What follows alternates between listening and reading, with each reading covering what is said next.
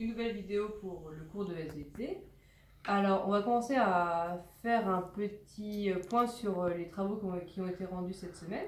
Donc, j'en ai reçu une dizaine, hein, ils étaient plutôt bien.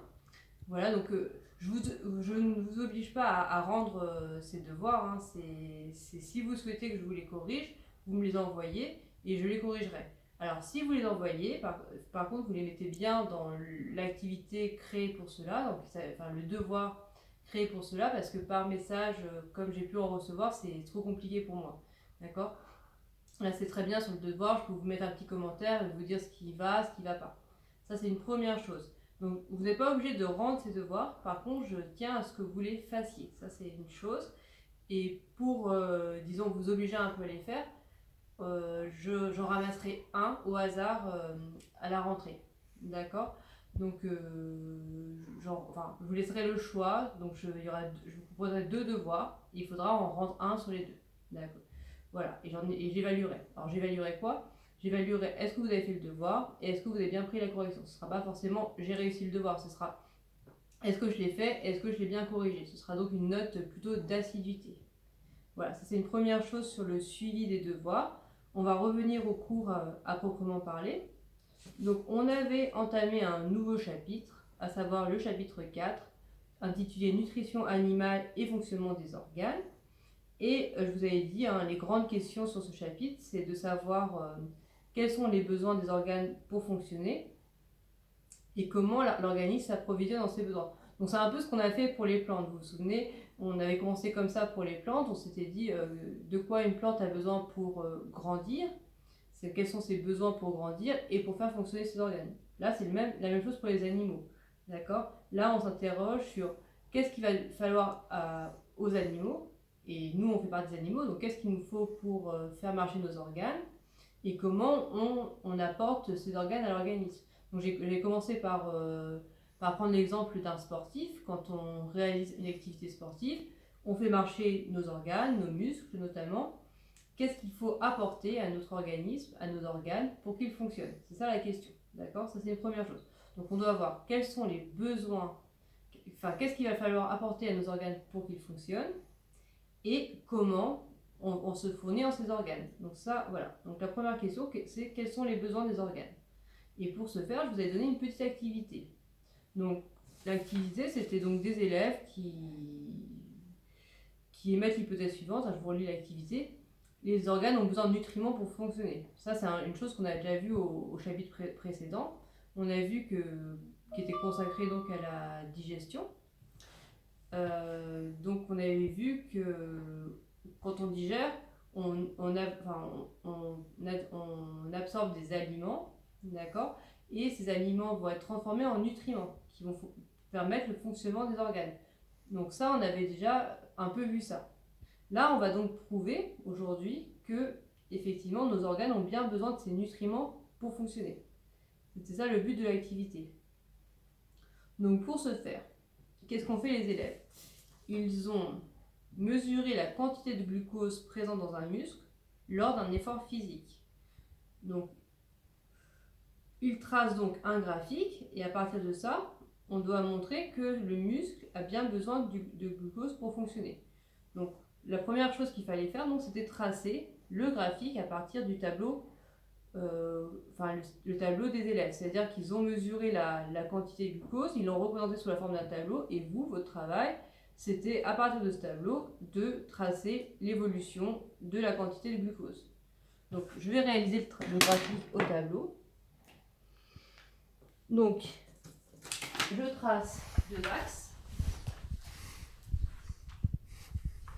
Hop. Ça c'est une première chose. Alors je vous avais donné une petite grille de capacité travaillée, construire un graphique. Et donc déjà ça doit être au crayon papier, ça c'est une première chose. Donc deuxième étape, je place mon zéro à l'intersection des deux axes, tac, ici. Et je place le nom des axes et son unité au bout des flèches, donc ici. Donc l'axe, ici c'est toujours le temps, hein. Et l'autre valeur, ça va être la quantité de glucose. Donc classiquement,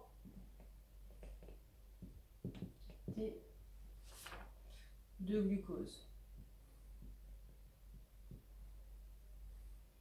Je crois que oui, j'avais précisé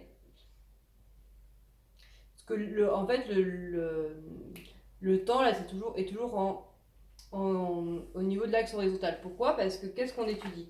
On étudie la quantité de glucose, c'est la grandeur étudiée, donc ce que je vous mettais, l'axe vertical doit représenter la grandeur étudiée, donc l'axe vertical c'est celui-là, donc quantité de glucose c'est ce qu'on étudie, et l'axe horizontal c'est l'autre grandeur, à savoir le temps. Donc c'est comme ça qu'on sait que le temps est toujours sur l'axe horizontal. Donc on précise l'unité, donc là le temps c'était en heures, et la quantité de glucose c'était en grammes par kilogramme de muscle.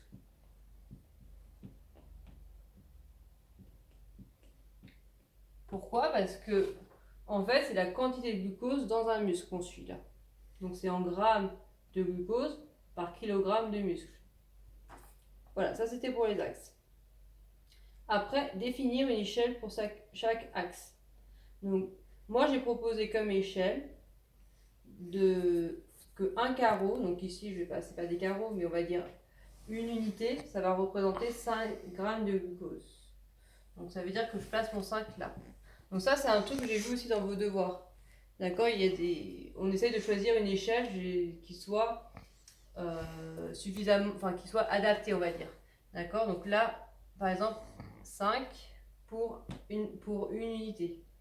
Et comme d'autres échelles, un carreau sur ma feuille, 1 heure. Donc 1 heure, ça va être ça. Donc 1 et 5. Là, je vais dire mon échelle. Ok. Après avoir fait ça, on va placer les points. Donc le premier point, c'était 22 pour la quantité de glucose. Donc 0 pour le temps. Et au début, on est à 22. Donc 5, ça va être là. Si 5 est là, là, on est à 10. Là, on est à 15. Là, à peu près, hein, je ne vais pas très précisément, 15. Là, on va donc être à 20 par exemple. Et donc 22, c'est à peu près ici. Tac, on est à peu près à 22. Hop, on met le stylo. Donc premier point, 22. Tac. Ensuite, je continue. Donc deuxième point, donc 1 heure. On est à 17,5. Donc là, on est à 15. Donc 17,15 c'est là. On va dire que 17, c'est à peu près par là. 17,5, voilà, à peu près là, on va dire. Ça doit être ça. Bon, comme j'ai pas de quadrillage, moi je fais approximativement. On est par là. Ok, deuxième point. Ensuite, 2 heures. À 2 heures, la quantité de glucose, elle est de 14. Donc 14, c'est un peu en dessous 15, on va être par là, quoi. Ensuite, 3 heures. La quantité de glucose est de 10. Donc pareil, tac, tac, tac, tac, tac. 10 c'est là, 3 c'est là. Hop. Et ensuite, à 4 heures,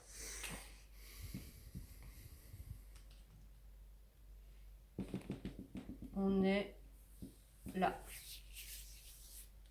Oh non, là je suis un peu trop haute. On va être plutôt là, je pense. On est à 6. Dernier point. Donc 5 heures, on est à 4. Donc 4, c'est à peu près là. Hop, et voilà. Et ensuite, donc je continue, je vais relier mes points à main levée. Donc là, on a placé nos points. Et je vais relier les points de mon graphique à main levée. Tout comme ça. Voilà. Et ensuite, on n'a plus que le titre. Donc, titre du graphique. Alors, le titre, il y a une formule magique pour le titre, je vous l'avais donné. Donc, c'est l'axe vertical en fonction de l'axe horizontal. Alors, mon axe vertical, c'est donc la quantité de glucose.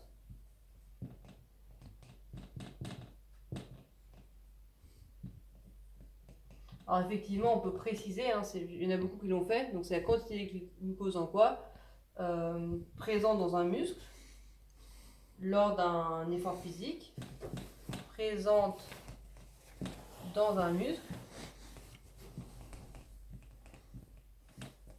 lors d'un effort musculaire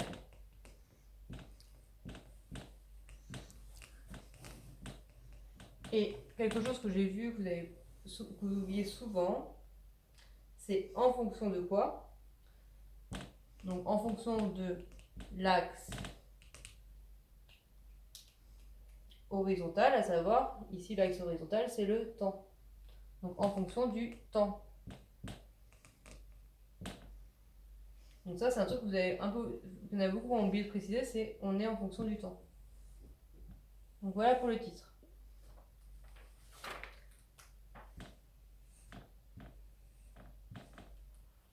Ok, ça c'était pour le graphique. Donc là, qu'est-ce qu'on peut voir? On voit donc qu'on a une quantité de glucose qui donc est en train de diminuer, c'est ça. Donc pour la question 2, j'attendais, donc la deuxième question c'était, à l'aide du graphique construit, dit si l'hypothèse des élèves est validée ou non, et explique pourquoi. Donc ici, qu'est-ce qu'on constate? On constate qu'on a une diminution de notre quantité de glucose. Ça, j'attendais plusieurs choses. Donc j'attendais que vous me dites, je vois que ma quantité de glucose diminue. Donc ça veut dire quoi? Ça veut dire que mon muscle en a consommé. Ça, il y en a beaucoup qui oublient de dire ça. Le muscle en a donc consommé. Donc forcément, lors d'un effort physique, lors d'un effort musculaire, on a une consommation de glucose. Donc le muscle consomme du glucose. Le glucose est un nutriment. Donc on a bien une consommation de nutriments pendant l'effort. Donc effectivement, l'hypothèse est validée. Les organes ont bien besoin de nutriments pour fonctionner. C'est ça qu'on en conclut. C'est clair? Donc là, je la refais. Donc je vois que la quantité de glucose diminue. De toute façon, je vous ai mis la correction sur le NT. Donc je vois que la quantité de glucose diminue. Donc forcément, le muscle consomme du glucose. Ça me permet de valider mon hypothèse. Le muscle a besoin de glucose pour fonctionner, pour faire cet effort musculaire. Et après, je peux généraliser. Je peux dire que les organes ont effectivement donc besoin de nutriments pour fonctionner. Puisqu'on voit que quand il y a un effort de fait, les organes consomment des nutriments. C'est ça que montre ce graphique. Voilà, donc on en arrive au bilan suivant. Les organes ont besoin de nutriments pour fonctionner. Donc ça, vous le marquez en rouge dans votre cahier. Et puis c'est à peu près tout. Donc, en résumé, je vous ai mis sur le NT cette petite fiche avec la correction du graphique que vous retrouverez, la correction de la question 2. Il y a aussi un PowerPoint avec le bilan qu'il faut que vous inscrivez. Et voilà. Et ensuite, vous avez une deuxième activité à faire. Donc là, on a montré que les organes avaient besoin de nutriments pour fonctionner. Mais peut-être qu'ils ont besoin d'autre chose. Donc de nouveau, c'est une expérience qui a été faite. Et là, on teste, est-ce que les organes ont besoin de dioxygène pour fonctionner? D'accord? Donc de nouveau, là, le graphique a été tracé. Vous devez interpréter ce graphique et vous devez schématiser l'expérience réalisée. Et ça vous permettra de montrer si les organes ont besoin ou non de dioxygène pour fonctionner. Donc voilà, activité 2 à rendre pour dans une semaine. Et on refait un point dans une semaine. Donc bonne semaine, au revoir.